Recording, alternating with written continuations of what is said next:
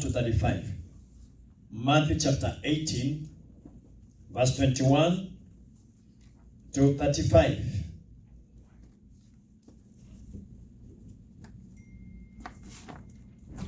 Matthew chapter 18, 21 to 35.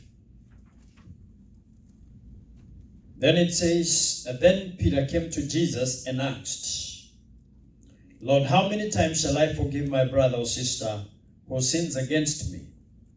Up to 7 times? Jesus answered, I tell you, not 7 times, but 77 times. Therefore the kingdom of heaven is like a king who wanted to settle accounts with his servants. As he began the settlement, a man who owed him 10,000 bags of gold was brought to him. Since he was not able to pay, the master ordered that he and his wife and his children and all that he had to be sold to repay the debt. At this, the servant fell on his knees before him. Be patient with me, he begged, and I'll pay back everything. The servant's master took pity on him, cancelled the debt, and let him go. But when that servant went out, he found one of his fellow servants who owed him 100 silver coins. He grabbed him and began to choke him. Pay back what you owe me, he demanded.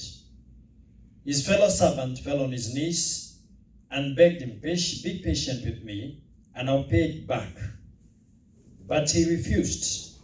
Instead, he went off and had the man thrown into prison until he could pay the debt. When the other servants saw what had happened, they were outraged and went and told their master everything that had happened. Then the master called the servant in. You wicked servant, he said, I cancelled all that debt of yours because you begged me to. Should you not have had mercy on your fellow servant just as I had on you? In anger, his master handed him over to the jailers to be tortured until he should pay back all that he owed. This is how my heavenly Father will treat each of you unless you forgive your brother or sister from the heart. May the Lord bless his word. Today I want to talk about forgiveness. And this happened to be the very first thing that Josephine asked us to pray about this morning. So it was a confirmation that God wants us to hear again. This is not the first time that we are hearing about forgiveness, but the Lord wants us to hear again about forgiveness. Praise the name of the Lord. And here we are told by, we bring the story of Peter, who came to Jesus and asked a question. How many times an offender should be forgiven? And I don't know whether Peter understood about numbers because he did not say 2 or 3 or 4 or 5, but he went straight to number 7, which is actually the number of completeness. He was, because whatever, I told you something about men are limited in everything they do. Whatever man gives is limited. Whether it is forgiveness, it is going to come to a point where he no longer forgives again. Whether it is patience, there comes a time when men run out of patience. Now Peter was asking a question, should we forgive 7 times? And Jesus told him 70 times 7. So what I don't know is that whether that is multiplication, which brings it to 490. But Jesus was saying, this should be a continuous thing that should not stop. In other words, somebody offends you, you forgive him, you continue to forgive him again and again and again and again. And now here Jesus is bringing the parable of the master, which we just read, the parable of the unforgiving servant. And he's saying this man owed, now here it says 10,000 bags of, they're trying to bring it into today's language that you can understand. 10,000 bags of gold. But the original says 10 talents of gold. And that's a huge amount that he owed. That is something that he could not have paid within his lifetime. And even if he was to live another lifetime, he still could not pay. But this man had confidence, and he asked the master whether he should be given some time, and he says, and I'm going to pay everything. That is the confidence that men have, that they can do everything to satisfy the demands that the Lord has. We cannot do that. But you see, in the goodness of the Lord, God does not just give him time. God actually canceled the debt in its entirety, so that the man owes nothing. This is the nature of the Lord. And this is something that, this is something that David understood about the forgiveness nature of the Lord. In Psalms 103, he says that the Lord will not always accuse. We are very easy to accuse. Even when we see a very small mistake concerning somebody, we accuse. But the Bible says that the Lord will not always accuse. You're not going to hear the Lord saying, you did this, you did this, you did this. What kind of a person are you? But the Bible says that the Lord will not always accuse, nor will he harbor his anger forever. God is not going to harbor his displeasure forever. So that sometimes the Lord relents. And now, right now, we are talking about, now this is David that is speaking in the Old Testament, but now we are in the New Testament, where the Lord says that we get rid of our anger. Where the Lord says, get rid of all anger, brawling, and slander, along with every form of malice. The book of Ephesians chapter 5. It says, get rid of all anger, rage, and get all malice, and some other things that the Lord mentions there. Praise the name of the Lord. And my question is, if the Lord tells you to get rid of anger, do you think he has a problem with it? Hallelujah. If God tells you not to be angry, do you think the Lord has that problem? He doesn't have a problem with anger. And that is what David understood. And he continues to say that he does not treat us as our sins deserve. In other words, most of the times we ask for justice. We want justice for that person. What he did was not good, and we want justice. But let me tell you something. You cannot get justice from the Lord. Because if you get justice from the Lord, the wages of sin is death. Death is your justice. If the Lord destroys you for your sins, that is justice. For the wages of sin. You get paid for what you have worked for. So death is always a payment. But the Lord does not pay you with death. He's a merciful Lord. That is why Hebrews chapter 4 verse 15 says, let us approach the throne of grace with confidence, that we may do what? Actually verse 16. That we may receive, the first thing we receive is mercy. What is mercy? Mercy is not receiving what you deserved. You deserved death. But God says, I'm not going to give it to you anyway. That is called mercy. In other words, you are not even punished for your sins. And the Bible guarantees that every time we approach the throne of grace, the very first thing you are going to find is mercy. So you can be very sure that when the mercy prevails, then there is no punishment for your sin. Why? Because Jesus suffered for that. Are you there? What is the second thing you find? Mercy and grace. Mercy is when you don't receive what you deserve. Grace is when you receive what you don't deserve. Does that you understand? They are not the same. Grace is when you receive what you did not deserve. God had mercy on you. He did not punish you for what you deserved to be punished for. Then when you became his sons, he goes ahead and gives you what you did not deserve. He makes you his son and gives you everything else that belongs to him. Praise the name of the Lord. He does not treat us as our sins deserve, nor repay us according to our iniquities. He does not repay us according to our iniquities. That is the forgiving nature of God. And he goes on to say that as high as the heavens are above the earth, oh, so great is his love for us. The love of God is as high. Wow. He's talking about the magnitude of the love of God. And if you want to understand the love of God, go to the book of 1 Corinthians chapter 13. You're going to see the characteristics of love. And one of the characteristics of love is this. It does not record. It does not record our sin. Remember, God is our love. God is love. And love does not keep a record of our sins. So there is no record of what you did in the morning. There is no record of what you are thinking.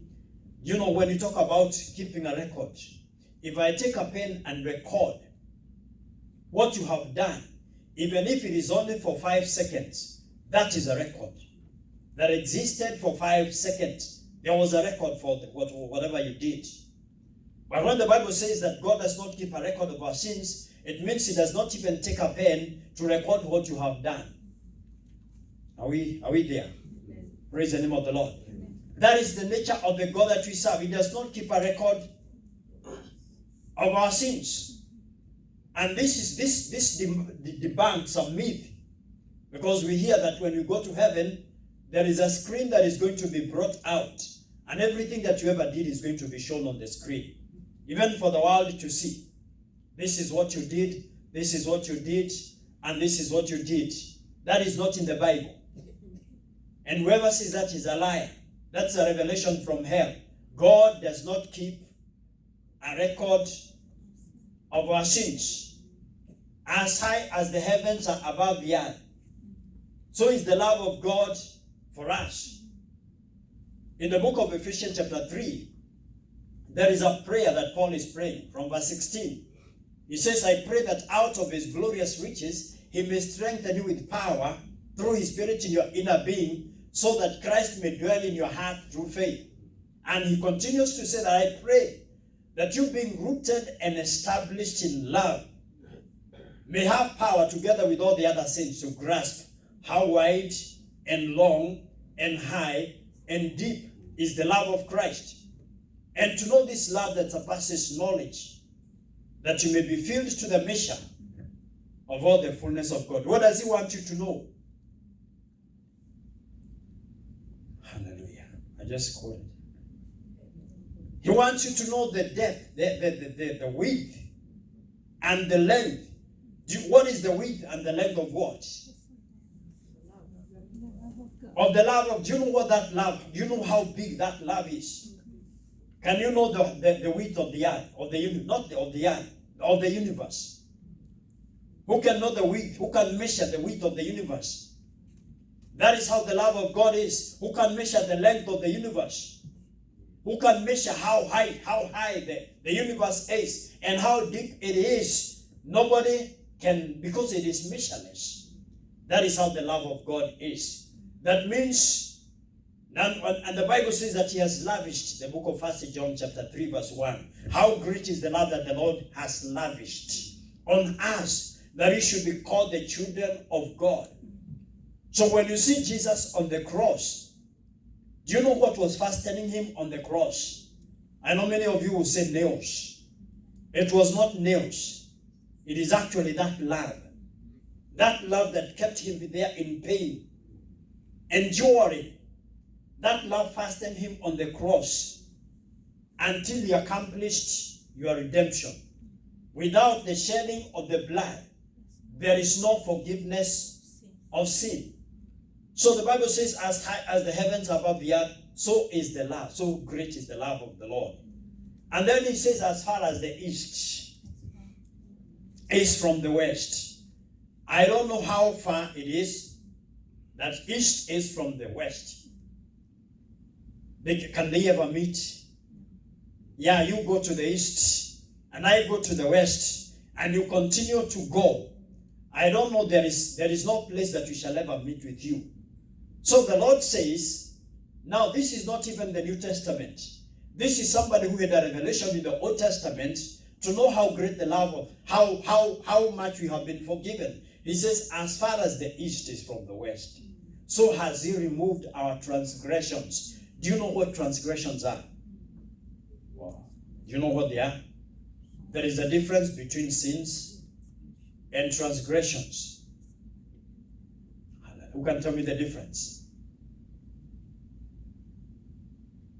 Sins and transgressions. Okay. Let me explain what sin is. Sin is anything that is not like God. Now, the definition is actually to miss the mark. Let me illustrate this. Let's say that God is God's height. And you guess the height of God. God is 10 feet 7.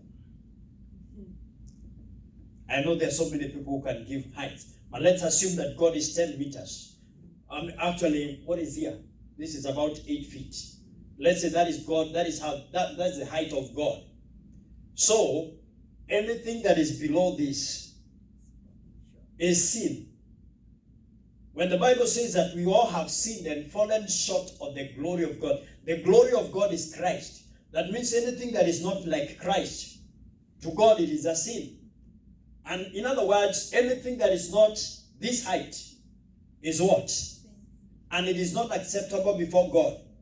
So the problem is, one of us is 6 feet, and another one is 3 feet. Now I look down on the person that is 3 feet, forgetting that even if I am 6 feet, I'm still not like God. So I'm still a sinner like anybody else. And the wages of sin is what? It's death. So what grace does, it does not come to add up to the height. You know what I mean? God does not come to increase my weight so that I can be like him. He comes and removes everything that I have and stand. Everything becomes of God. He throws away my height, and he throws away the height of the person that is 3 feet, so that by grace we are all righteous before God. Hallelujah. Amen.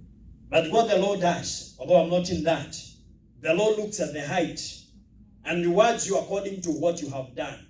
But the grace of God makes the worst of us as righteous as God. Praise the name of the Lord. He has removed our transgressions from us, and as far as the east is from the west, so has he removed our transgressions. Transgression, to transgress is to go over. Hallelujah. You understand what I mean by going over?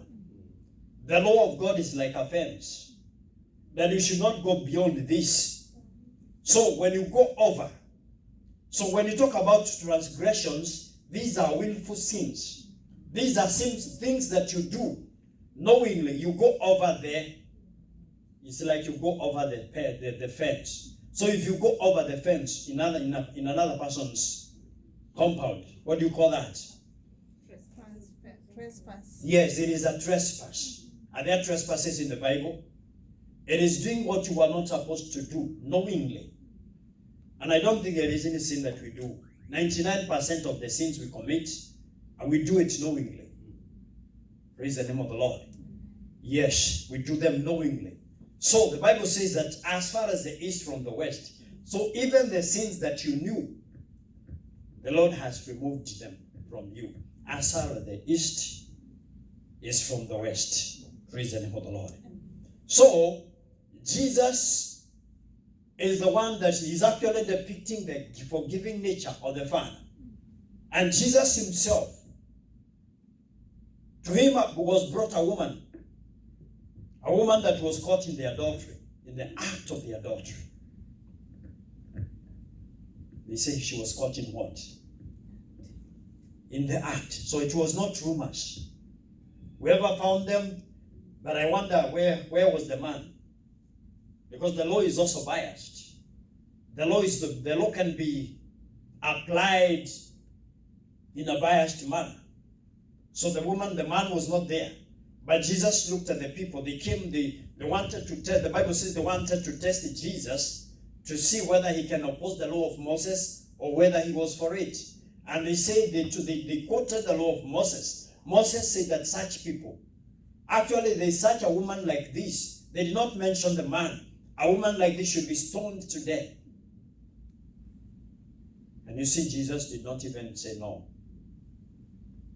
But he gave them a plan. He told them, it's not written in the Bible, but he gave them a plan. The Bible says that when he bent down to write, he told them, now that you have brought the woman here, I'll give you a plan. We are going to give that honor the honor of throwing the first stone to the man who has never committed a sin. Wow, can you imagine that scenario? And I can imagine each and every one of us. And they started to look at their pastor, whether he's the one that is going to throw the stone first, because he does not sin. But even the bishop was not lifting the first stone, and they all disappeared. And Jesus looked at the woman and said, have they not condemned you? Are they not condemning you according to the law of Moses? And he said, neither do I condemn you. The only person that was qualified to throw a stone there was Jesus. Hebrews chapter 4 verse 15, the Bible says that we have one who was tempted in every way, yet he was never without sin. When you talk about the temptations of Jesus, we are talking about the nature, the human nature of Jesus, not his divinity. Because the book of James says that God cannot be tempted by evil. So it is the human aspect of Jesus that was being tempted, yet he did not what? He never sinned. The Bible says he never sinned. And he's the only one that was qualified to throw the stone. But he said, neither do I condemn you. Praise the name of the Lord. So I want you to understand that when Jesus came, he revealed the Father. John chapter 1 verse 18 says that no one has ever seen God. But God, the one and only who came from heaven, has made him known. No one has ever seen God. That means any person before the coming of Jesus, the prophets, they just had a vague picture of God. It is not until Jesus came that he revealed the Father and the heart of the Father. So if you want to know what God can do, look at Jesus. And whatever Jesus did, the Father can do. Whatever Jesus did not do, the Father cannot do. Because he was an exact representation of the Father. Hebrews chapter 1 verse 3, the Bible says that the Father, the Son is the radiance of God's glory, the exact representation of his being. There is nothing that is true of the Father that is not true of Jesus. They are one. The Bible says they are one. Actually, the one was an exact representation of the Father. So when he forgave the adulterous woman, that is the nature of the Father. Praise the name of the Lord. Meaning God does not condemn. Romans 8 verse 1. Quote it.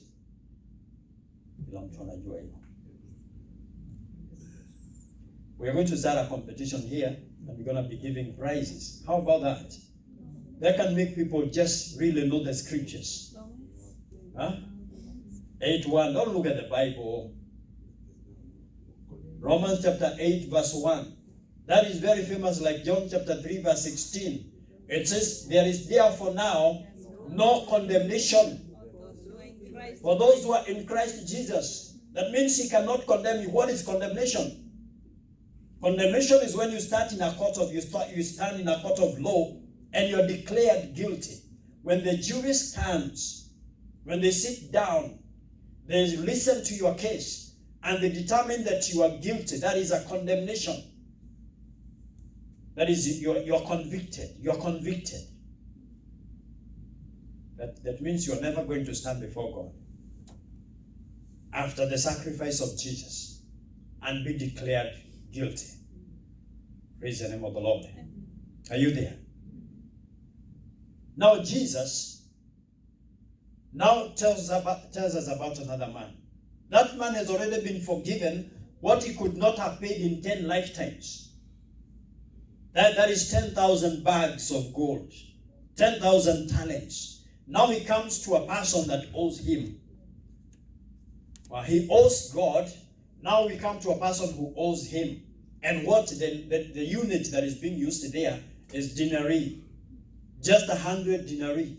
A denarii was just 100 denarii was just one day's wage. Siku moja ya kibarua peke yake. That is somebody like, it's like somebody owing you $5. Or even call it $100.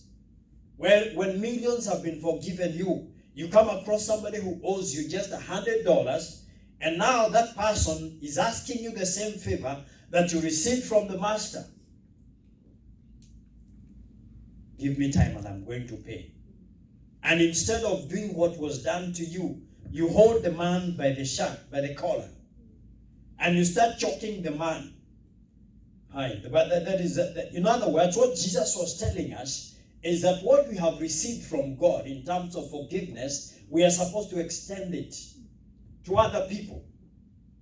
What we have received from God, we are supposed to extend it before God to other people.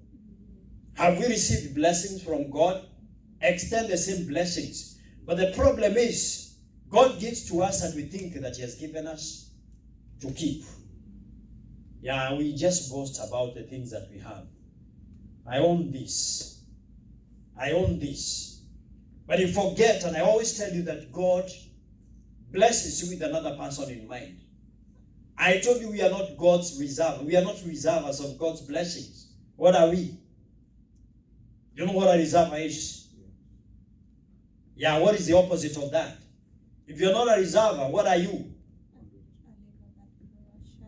Then you're a channel. You're a channel of God's blessing. You are just like a pipe. Yeah, through which the water flows. The pipe is always wet with the blessings of God. Yet it never has water of its own to keep. So everything that we receive from God, God is another person. I told you God is another person in mind. God does something so that you can do it. Remember the name of Moses? Drawn out. He was drawn out of the river so that he can draw others out. He was used by God to draw that others out of Egypt. So God does something to you so that you can do to others. Praise the name of the Lord. And now Ephesians is telling us, Ephesians chapter 5 verse 1. Be imitators of God. Be what? What is an imitator? Whoever imitates, whatever he has it's not original. In other words, we are like sun, not the sun. We're like, what do you call it? Moon is a reflector of the light. The moon does not have light of its own. And I want, if I send one of you out with a mirror, you can direct the light of the sun to this room. So that even if we are not outside, we are going to see the light that is out. Praise the name of the Lord. That means we are imitators of God. Whatever we see from God, and imitate. You cannot imitate somebody unless you see the people, you see the person. You cannot imitate somebody unless you know something about them. You can only imitate what you know about another person. Praise the Lord. Yeah, you cannot imitate the way I dress unless you know how I dress. Although there are some things you cannot imitate, but God has allowed us to imitate everything about Him. Like now you cannot imitate my voice. It is so unique. And I cannot imitate your voice. It is so unique. But there are some things I can try to imitate about you. I can try to imitate the way you walk. If you limp, I can try to imitate a limp. Now the Bible tells us to be imitators of God. Everything about God is imitatable. I don't know whether there is such a word in English, but it drives the point. Everything about God can be imitated. You can act exactly as God does. Meaning if God forgives, you can also forgive like God does. Praise the name of the Lord. That is in love. You know, in the Bible says when we imitate God, we are going to do what? Ephesians chapter 5. Give us that on the screen. Ephesians chapter 5. Is it there? This screen is not working. You can read it.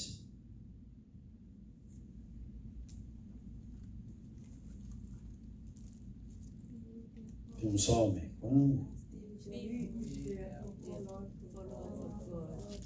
Followers. I don't like the word followers. it still brings the point, but the real word there is imitators. Be imitators of God. And do what? And live a life of what? You're still not there, Ephesians chapter 5, verse 1. And live a life of what? Love. Of love. Now, why is it saying love?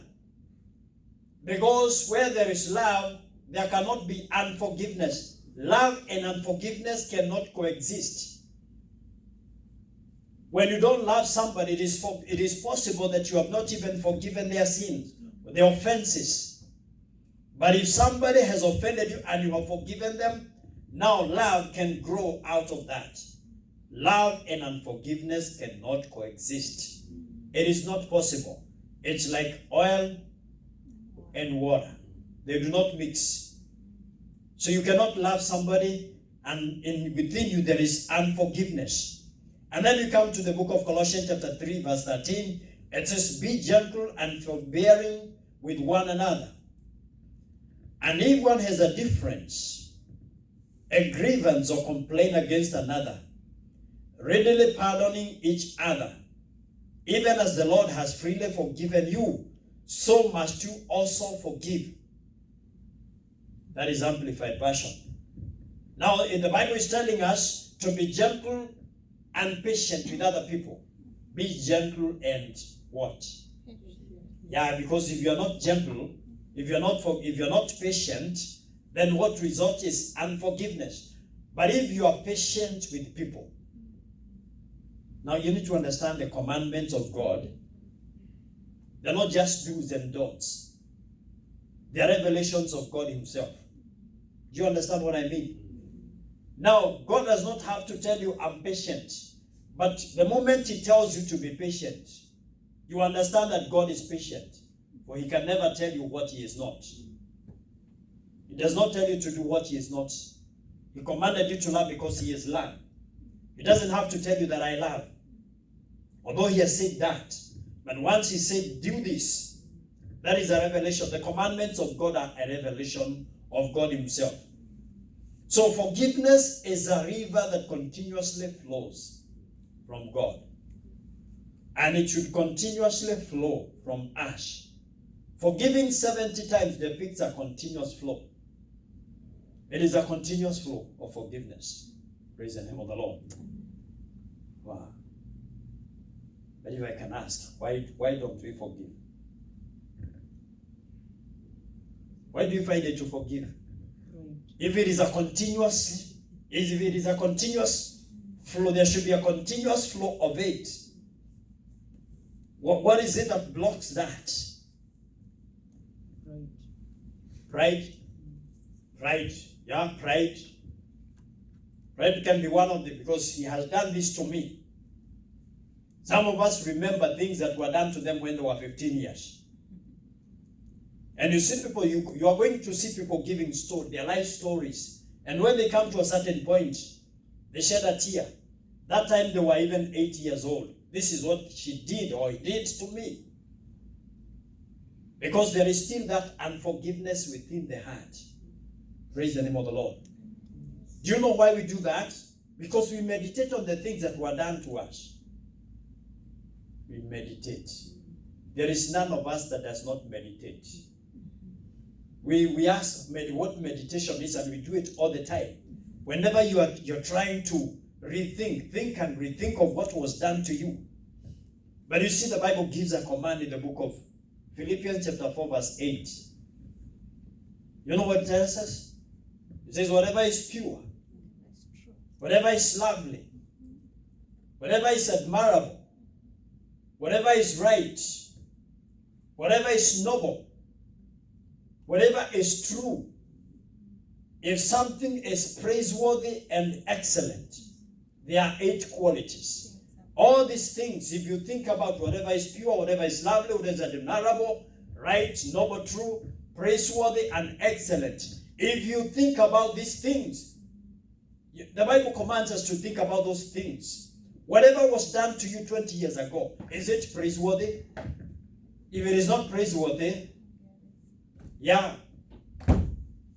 But if you give me $100, that is praiseworthy. I'm going to be thinking about that. Hallelujah. If you did not attend my birthday party, that is not praiseworthy. I cannot continue to think about that, because the more I think about it, the more unforgiving I am. Praise the name of the Lord. So the word of God is actually a medicine. That if we are going to do exactly as the word of God says, there is not going to be bitterness within our hearts. Hallelujah. That is what Paul is saying. Whatever is pure, if it is not pure, don't give it a place in your thoughts. If it is not lovely, lovely is something that you look at and it pleases your eyes. There are some things that are just ugly. You look at them, even with the eyes of the Spirit, they are ugly. Is it admirable? Is it something that you'll be ashamed of talking about? Don't think about it. Is it right? You know, was that thing right? Or was it could be lovely, but it is not right. Don't think about it. Wow. Is it noble? Is it true? If it is excellent and praiseworthy, think about such things. Hallelujah. And you see, the problem is, what happens when a river stops? When a river stops, when it does not flow again, what do you find in a dam? DAM. Wacha ile damu ya kutusi watu hapa. There is the DAM. What happens in a dam is water that is not flowing. Okay. What grows there? There is going to be marshes. Go and read the book of Ezekiel chapter 47. Talks about a flowing river from the house of God. And it says where the water did not flow, there were marshes. What could that marsh be in our spiritual terms? In other words, when forgiveness does not flow, it is going to form a marsh within you. And that marsh is what? That marsh is bitterness. You understand? That marsh is going to be what? Bitterness. And Hebrews chapter 12 verse 15, let me read that to you. When the flow stops, it breeds bitterness. Hebrews chapter 12 verse 15 says, situate that no one falls short of the grace of God. Now, first of all, understand that. Somebody says, situate. Hallelujah. What does that mean? Is this a prayer point?